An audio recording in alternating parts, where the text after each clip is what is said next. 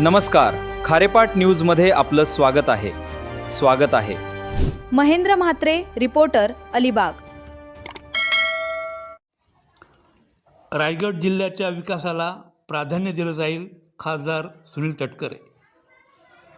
उरण येथील ONGC व उसर येथील गेल कंपनीत स्टँडिंग कमिटीची महत्त्वपूर्ण बैठक।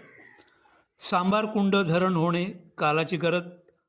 भविष्यात अलिबाग तालुक्याला पिण्याच्या पाण्याची समस्या सुटण्यास मोठी मदत होईल। रायगडच्या विकासात अलिबाग मेडिकल कॉलेज महत्त्वाचे। रायगड जिल्हा क्रीडा संकुलाला चालना। अलिबाग तालुक्यातील मतदार माझ्यावर प्रेम करणारा। मी लोकसभेची निवडणूक लढवली तेव्हा जिल्ह्यातील सगळ्या नेत्यांनी मला मदत केली, त्यामुळे मी सर्वांचा आदर करतो। मी कधीही व्यक्तिगत कोणाचे नुकसान केले नाही। 4 सभागृहात जाणारा देशातील एकमेव नेता म्हणजे सन्माननीय शरद पवार साहेब। यावेळी रायगड जिल्हा प्रतोद अमित नाईक तसेच ॲडव्होकेट विलास नाईक व राष्ट्रवादी काँग्रेसचे अनेक पदाधिकारी उपस्थित होते। वेगवेगळे जे काही प्रश्न मांडले त्याच्या संदर्भातली माहिती आपल्याला त्या ठिकाणी दिली। आज लोकसभा अध्यक्षांनी गठीत केलेली petroleum and natural gas standing committee जी आहे, त्या स्टँडिंग कमिटीचा दौरा रायगड जिल्ह्यामध्ये मी त्या ठिकाणी आवर्जून घेतला।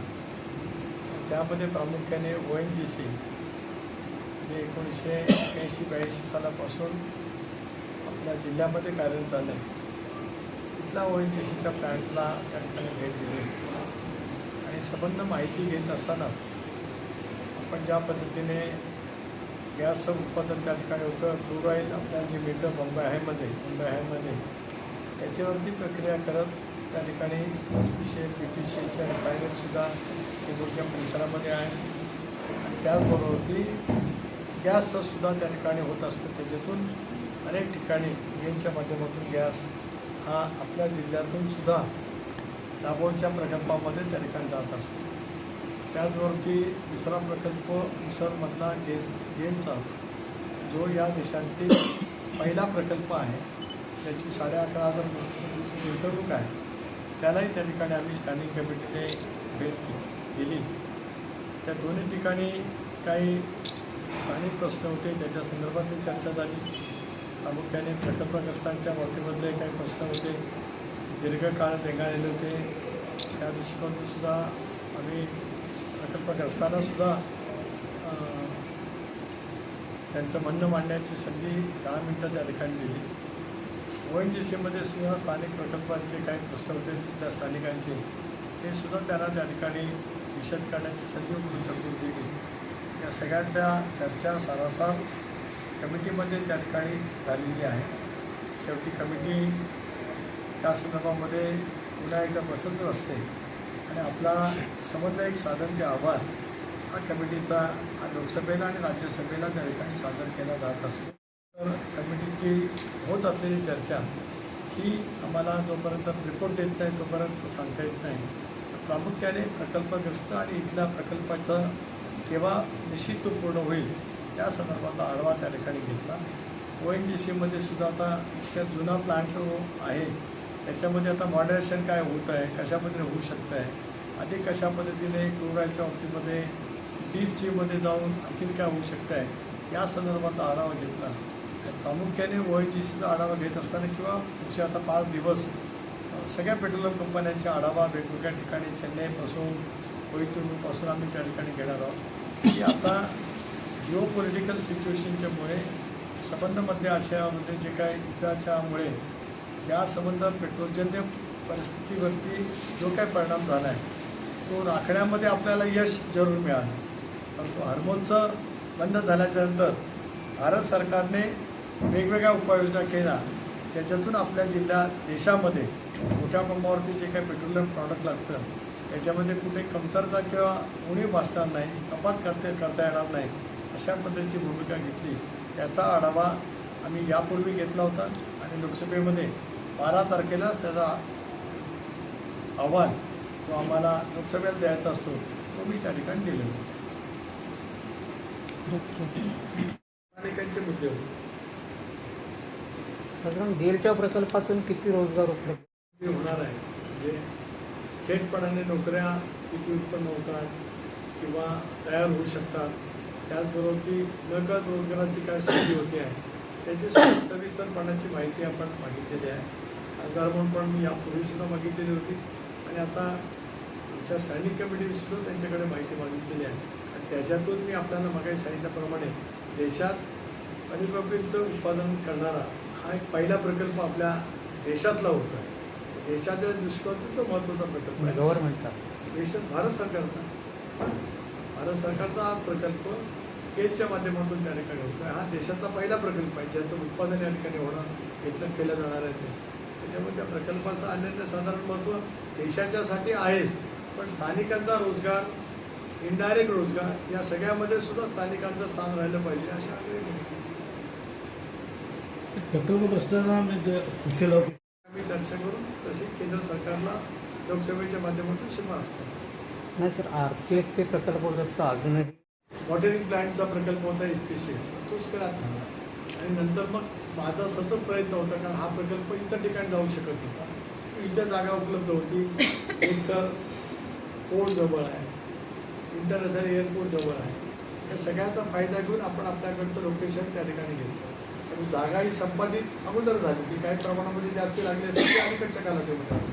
जागा कुठली आता लागली तर पाईपलाईनच्यासाठी आता जी पाईपलाईन येते आहे त्या पाईपलाईनला सुद्धा सर्वाधिक जास्ती रक्कम ही आता आपल्या तिथल्या शेतकऱ्यांना देण्यात आलेली आहे.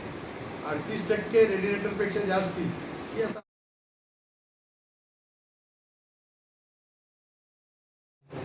सेंट्रल त्यांचं जे आता त्यांनी फॉर्म तयार केलेलं आहे ते 12 इंजिनियर काम आहे. पूर्वी हे मानवी हाताने काम केले जाते, त्यावेळेला जवळपास 2-2.5 हजार मॅनपॉवर. आता 12 इंजिनियर्स तिथे आता आम्हाला भेटले, त्या ठिकाणी गेलं होतं तर ते 12 इंजिनियर्स त्या ठिकाणी काम करतात. पण ज्या वेळेला AI डेव्हलप होईल त्याला 12चे 12 कमी होतील, पण ते इतकं डेव्हलप झालेलं AI असेल की त्याच्यातून त्या संबंध ONGCच्या प्रकल्पात काही वेळेला दुर्दैवी घटना झाल्या त्या सगळ्या रोखण्याचं सामर्थ्य AIच्या मार्फत जे टेक्नॉलॉजी तयार होईल त्याच्यात आहे. आता शेवटी राष्ट्रीय प्रकल्प मोठा ज्या वेळेला असतो त्याच्यातून ज्या वेळेला कदाचित दुर्घटना घडली तर त्याचा प्रचंड प्रमाणावरती परिणाम नागरिकांच्यावरती होतोच आणि समजा राष्ट्रीय उत्पादनामध्ये होतो. त्याच्यात थोडाफार फरक होऊ शकतो. इथे प्रकल्पग्रस्तांना सामावून घेणं आणि त्यांचे जे काही लागणार आहेत, कारण हा सुद्धा मॉडर्न प्लॅन आहे, यापूर्वीचे प्लॅन आणि या प्लॅनमध्ये फरक आहे आणि त्याच्यामुळे त्या दृष्टिकोनातून सुद्धा माहिती घेऊन कशामध्ये ट्रेन त्या ठिकाणी केले जातील ते आपण प्रयत्न नक्की करणार आहोत. तर नक्कीच आपण सर पासूनचा साबरपूरचा प्रकल्प मी जलसंपदा मंत्री असताना त्याची निविदा काढली गेली, त्याचं टेंडरही नक्की झालं आणि त्यानंतर मग एक चितळी समिती नेमली गेली आणि मग त्या ठिकाणी ते थांबलं. आताच्या सरकारने त्याची वर्क ऑर्डर मी काढलेल्या निविदेची दिले, पण त्याला जो काय दर, कारण त्यावेळेला 13-14चं होतं, आता 26-27मध्ये आहे, त्या दराने आता काय कोण काय काम करणार नाही, मी त्या ठिकाणी दिली गेलेली आहे. आता त्याच्यामधला भूसंपादन हे आताच्या 13च्या भूसंपादन कायद्यानुसार होणार आहे आणि त्याच्यामुळे त्याची रक्कम ही 100% शेतकऱ्यांना मिळणार आहे. त्या सांबरपूरमध्ये सुद्धा वन खात्याचे काय प्रश्न होते ते त्यावेळेला सुद्धा मी मार्गी लावण्याचा प्रयत्न केला. आता तो प्रकल्प पूर्ण ज्या वेळेला होईल त्याचं खरं काम सुरू लगेच व्हायला पाहिजे, मी पण माहिती घेईन. तर संबंध अलिबाग तालुक्यातल्या पाण्याची जी पिण्याच्या पाण्याची गरज आहे त्यातून मागेल. आज आता अलिबाग तालुक्याला पाणी कुठून येतं? की डोलवाल बंधारा जो रायगड जिल्ह्यात रोहा तालुक्यातल्या कुराडला तिथलं पाणी येतं नागोठण्याला, तिथल्या केटीवेअर बांधलं आहे आणि तिथून MIDCच्या माध्यमातून पाणी JSW जातं, पूर्वीच्या IPCLला म्हणजे आताच्या रिलायन्सला जातं, तिथून पाणी RCFला येतं आणि तिथून MIDCचं बहुतेक पाणी अलिबाग तालुक्यामध्येच जातं. तर ते येणारं पाणी आहे. पण आपण म्हणते ती वस्तुस्थिती खरी आहे. मेडिकल कॉलेज, त्याच्या बाजूला उसरचा प्रकल्प, RCFच्या प्रकल्पाचं विस्तारीकरण आणि एकंदरीत अलिबागच्या करोनाच्या नंतर झालेली नैसर्गिक नागरिकांची वाढ. आता अलिबाग तालुका, अलिबागचा संबंध पट्टा आता साऊथ मुंबईसारखंच होणार आहे. अलिबाग रेवस आपला रेवसकरांच्या पुलाचं काम पुढच्या वर्षामध्ये पूर्ण होईल. त्याच्यामुळे स्वाभाविकच अलिबागमधलं नागरीकरण आता जेवढं आहे त्याच्या दुप्पट होऊ शकते. फ्लोटिंग पॉप्युलेशनसुद्धा वाढेल. पाण्याची गरज आहेच. त्या दृष्टिकोनातून समरकून धरण पूर्ण करणं हाच त्याच्यातला एक महत्त्वाचा भाग राहू शकतो. त्यासाठी युद्धपातळीवरती माझ्याकडनं सुद्धा प्रयत्न होतो.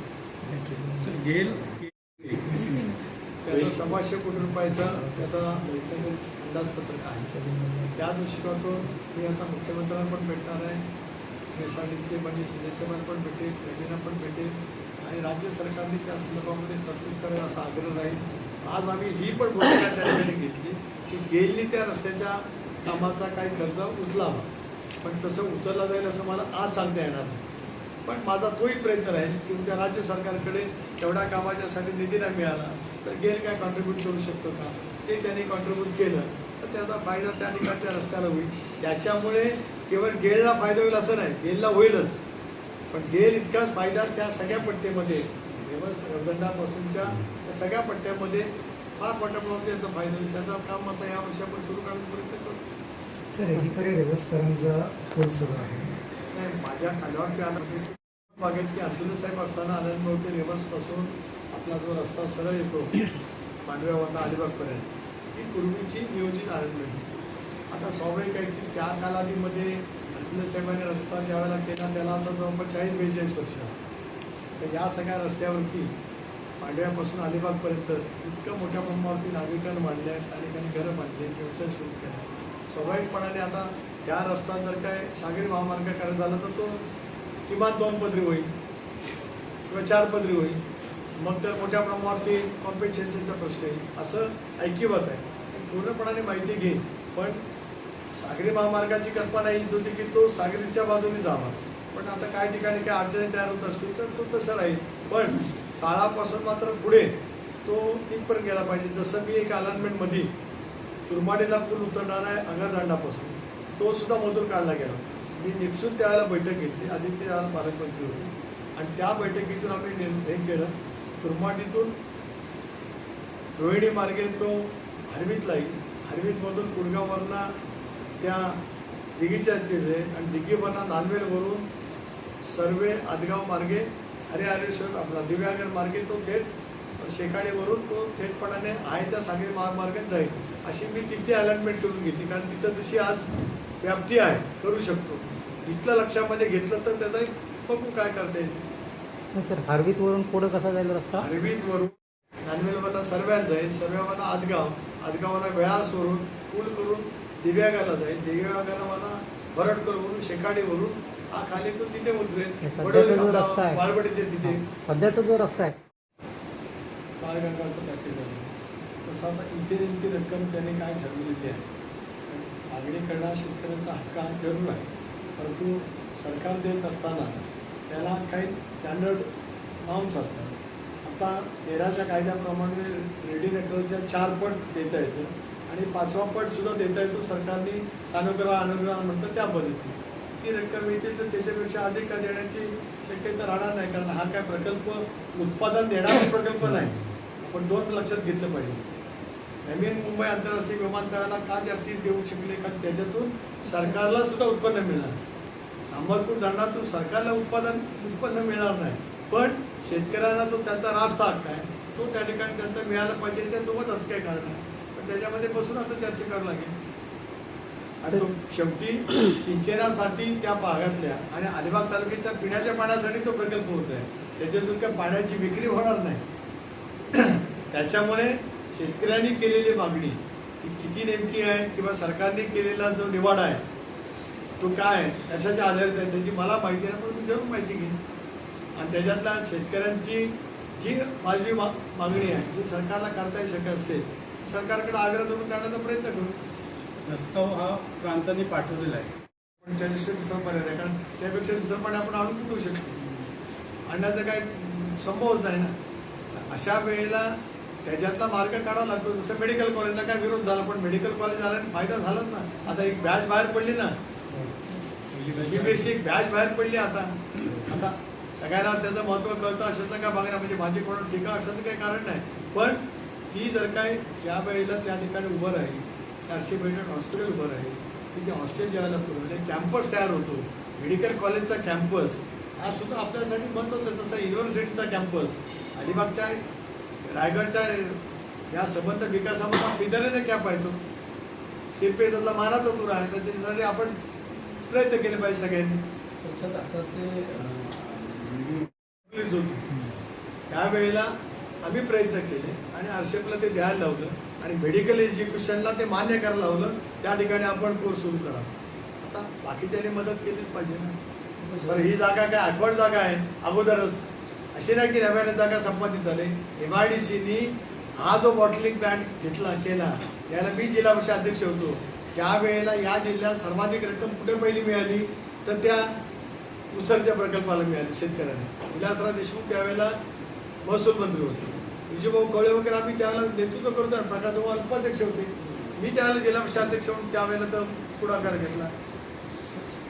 केले डेव्हलपमेंटच्या साठी प्रो डेव्हलपमेंट भूमिका ही राहिली पाहिजे आणि त्याचबरोबर ती काही स्थानिकांचे प्रश्न असतील ते पण सोडवले गेले पाहिजे. एका प्रश्नासाठी थांबलं गेलं त्यावेळेला मला कळलं की कुठला तरी स्मशानभूमीचा अनेक वेळेला प्रकल्पामध्ये, आता राष्ट्रीय महामार्गामध्ये देऊळ, मंदिर, मशीद हे पण गेलं ना, पण काहीतरी त्याग कोणाला तरी केल्याशिवाय प्रकल्प कसे होणार.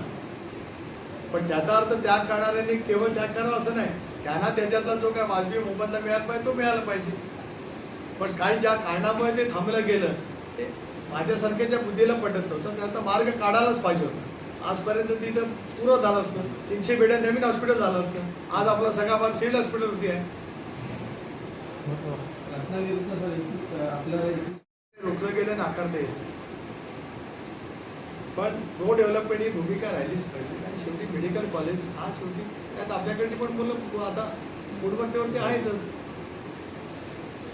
अलिबाग रोहा रस्त्याला कुठल्याही अडचण पूर्णपणाने सादर करण्याचे निर्देश शिवेंद्रराजे दिले. मी सतत त्याच्या पाठीमागे आहे. काही दिवसामध्ये तो ज्यावेळेला नवीन DPR जाईल त्यावेळेला त्या रस्त्याचं काम हॅमडोममध्ये 100% घेतलं, कारण ती काळाची गरज आहे. तो रोहायला जाण्यापुरता रस्ता नाही, तर हा रस्ता रोह्यावरना तळ्याला जातो, तळ्यावरना तो मशाल जातो आणि या रस्त्याचं शेवट चुटूक लिपणी व्हावी आहे. फुले साहेबांनी जो रस्ता केला तो या रस्ता तो असा नेत केला. सर पुढे कसं जाणार आहे? ती सुद्धा मानसिकता इथला CSRचा एकही रुपया तिकडे केलेला नाही.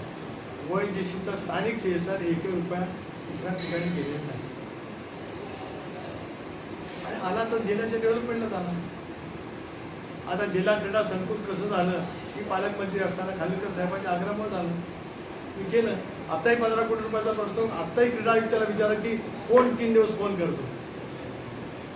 मी सेवा माझ्यासाठी आपोपलेलंच नाही. मला काय, आपण काम लोकांच्या समोर ठेवणं एवढंच आहे. अलिबाग तालुक्याच्या डेव्हलपमेंटमध्ये आम्ही आहोतच. मेडिकल कॉलेज का आग्रहाने धरला अलिबागला? रोहानं सांगितलं मी, नाहीतर 300 बेडचं हॉस्पिटल दुसरीकडं कुठेही तयार करायचंच आहे ना. इथे सिव्हिल हॉस्पिटल असून त्या मेडिकल कॉलेजसाठी 300 बेडचं हॉस्पिटल तयार करायचंच आहे.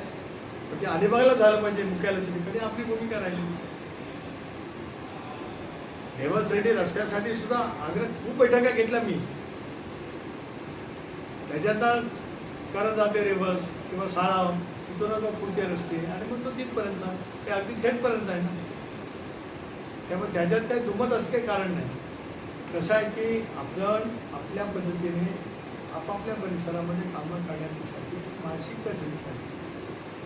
अलिबाग तालुक्याने जर मला 14ला लीड दिलं, अलिबाग तालुक्याने मला 19ला लीड दिलं, अलिबाग तालुक्याने 24ला मला लीड दिलं. अलिबाग तालुक्यातला मतदार माझ्यावर प्रेम करणार आहे. तिन्ही निवडणूक वेगळ्या इक्वेशनमध्ये लढलो. 14ला माझ्यासोबत जे होते ते 19ला नव्हते, 19ला होते ते 24ला नव्हते. माझं लीड वाढलं ना. मी कोणाच्या मला सगळ्यांनीच मदत केली. मी नक्की सांगतो, जे त्यावेळेला माझ्यासोबत होते त्या सगळ्यांनी मला मदत केली. त्यावेळेला मी 14ला उभा राहिला त्यावेळेला मधुशेठ होते, त्यावेळेला विजयभाऊ पण होता, कुमार होते, महेंद्र दळवी त्यावेळेला लोकसभेच्या नंतर त्यांनी पक्षांतर केले ते होते. त्यांनी माझ्या पक्षात होते. 14ला त्यांनी मदत केली. 19ला ज्यावेळेला मी उभा राहिला त्याला शेतकरी कामगार पक्षासोबत होता, त्यांनी मला मदत केली. 24ला शेतकरी कामगार पक्ष विरोधात होता पण शिवसेनेसोबत होती, त्यांनी मदत केली. पण मला मानणारे पण मतदारांचा एक वर्ग थोडाफार आहेच ना. सोबत असले सोबत नसलेले पण मदत करतात. सोबत जे नसतात ते मदत कशी करतात? सोबत नसले स्वतःचं कधी राजीन कौतुक करत नाही. पण एक मतदार बघत असतो तर त्या पद्धतीने मला मतदार होतो. आता पेठ तालुक्यामध्ये मला 50,000 लीड मिळालं, आपण पुढं लीड झालं लोकसभेला. इथे 40 मिळालं, चांगला आहे. शिवदानला 30,000 मिळालं.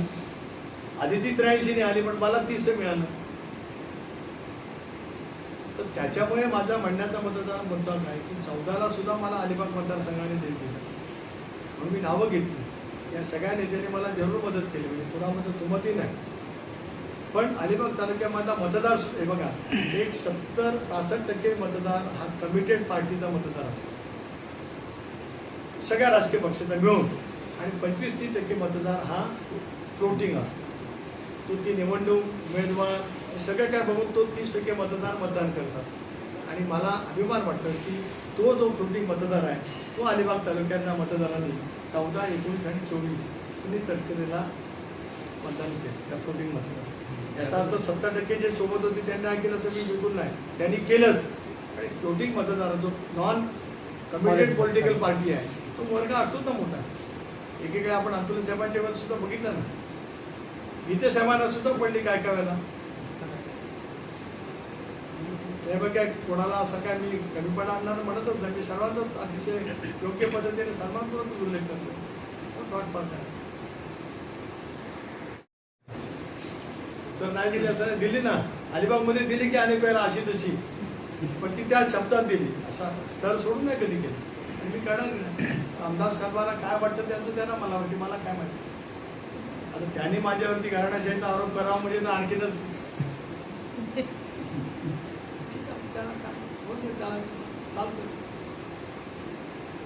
काय कारण असेल तर त्यांचं त्यांना माहिती. मी तर कधी कोणाचा व्यक्तिगत कधीच कोणाचा माझ्या हातात ज्यावेळेला पूर्ण सत्ता होती तेव्हाही कधी मी कोणाचं व्यक्तिगत नुकसान नाही केलं. मी राजकीय मात्र जरूर माझे वादविवाद झाले, ते कामच आहे राजकारणामध्ये. राजकारणामध्ये एखाद्याला निवडून आणणं किंवा एखाद्याला पराभूत करणं किंवा आम्हाला पराभूत करणं किंवा आम्हाला निवडून आणणं हा एक भागच आहे ना. तर त्याच्यात काय वेगळं कोणाला मतांतर करता येण्याचं काही कारण आहे. पण माझ्या विरोधामध्ये काम केलं म्हणून त्याचं काय व्यक्तिगत त्याच्या पोटावरती मी नुकसान केलं एक उदाहरण या जिल्ह्याचं दाखवतं मी नेमकं माझ्या स्वभावातच नाही. कारण काही झालं ना ते कारण मला स्थिरपणाने पाठवायचं त्याचा की रायगड जिल्ह्याचं जनतेचा आयुष्य पण आहे. म्हणून मग सांगितलं ना की कमिटेड मतदार जो आहे तो राहिला त्या पक्षाच्या सोबत असेल त्यावेळेला. नॉन पॉलिटिकल मतदार जो कमिटेड मतदार आहे त्याची साथ मोठ्या प्रमाणात मिळाली. म्हणून मी उदाहरण दिली 14, 19 आणि 24 लोकसभेची. बाकी विधानसभेला तर काय 95 पासून पाणगाव मतदारसंघ, 9ला झाला शिवर्धन, 9ला मी लढलो, 14ला अवधूत लढला, 19 आदिती, 24 आदिती शिवर्धन मतदारसंघात. त्याच्यामुळे एक असं आहे की कुठेही मनामध्ये प्रभाव न ठेवता ज्या ज्या वेळेला रायगड जिल्ह्याच्या हितासाठी जे काही काम करत आहे ते करणं मी त्याला नेहमीच प्राधान्य देतो. निवडणुकीच्या वेळेला राजकारण उभं राहतच असतं, पक्षीय राजकारण राहतं, त्याच्यातल्या वेगवेगळ्या आघाडी होत असतात, त्याच्यातून मग आपल्याला काही भूमिका घ्यावी लागत असते ती त्याला अनुसरून घ्यावी लागते. आता अलीकडे माझ्याकडनं कोण मी ज्यांच्या सोबत आहे किंवा ज्याने मला मदत केली त्यातला कोण पडला असं मला तरी काही दिसत नाही कुठे अलीकडे. आणि पूर्वी सुद्धा काय काय झालं त्याचं काय ते आता न बोललेलं बरोबर. पूर्वी पण अनेक मी आज मांडला आहे त्याच्यावरच्या बाबतीमध्ये एकदा मी आवाज दिला की मी सविस्तर आज मी मुद्दा मांडला आहे. आज मी मुद्दा मांडला आहे एवढंच सांगितलं. राजकारणात 6 दशकं स्वतःची भूमिका बजावली. देशातल्या नुसत्या राजकारणांच्या मध्ये त्यांचा आधार होता. किंबहुना सर्वाधिक काळ सतत विधानसभा, विधान परिषद, लोकसभा, राज्यसभा 4 सभागृहामध्ये जाणारे या देशामधले ते इतक्या काळ अनबिटन राहणारे ते एकटेच आहे. साहेबच आहे. त्यावेळेला फार भेटायला गेला असेल तर ते कौटुंबिक असू शकतं, ते वागू वाटायचं काही कारण नाही, बिलकुल काही नाही कारण.